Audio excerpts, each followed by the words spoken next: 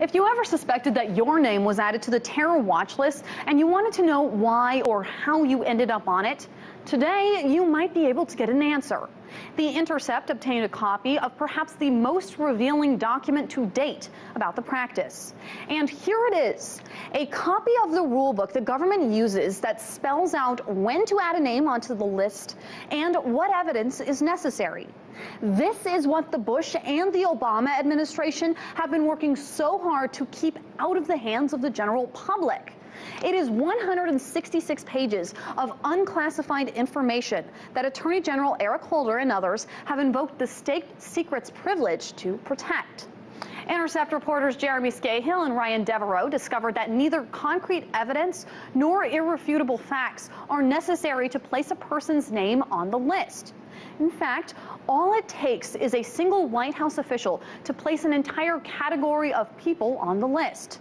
So what exactly raises a red flag?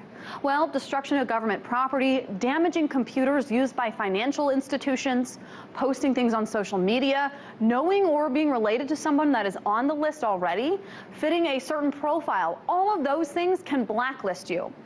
Part of the rulebook reads, quote, in determining whether a reasonable suspicion exists, due weight should be given to the specific reasonable inferences that a nominator is entitled to draw from the facts in light of his or her experience, and not on unfounded suspicions or hunches.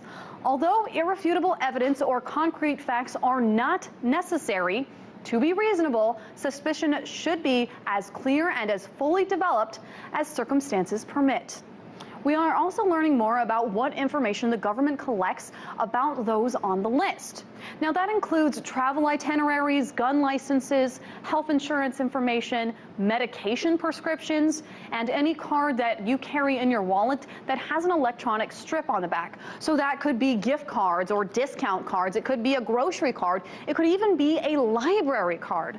They also collect academic transcripts, parking tickets, email addresses, and much more.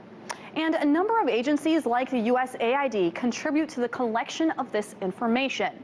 Now, the number of people that have been added onto this list has ballooned, with nearly 1.5 million names submitted to the watch list over the past 5 years, and 99% of those names being approved to be added. Now, take a look at these numbers. These numbers are a visual manifestation of what government critics call a wildly loose classification process. Also remaining on the watch list, people who have already been acquitted of terrorism-related charges. Because while U.S. courts require evidence beyond a reasonable doubt, watch listing only requires reasonable suspicion. And the deceased? They are either added or kept on the list to prevent potential terrorists from attempting to steal their identities.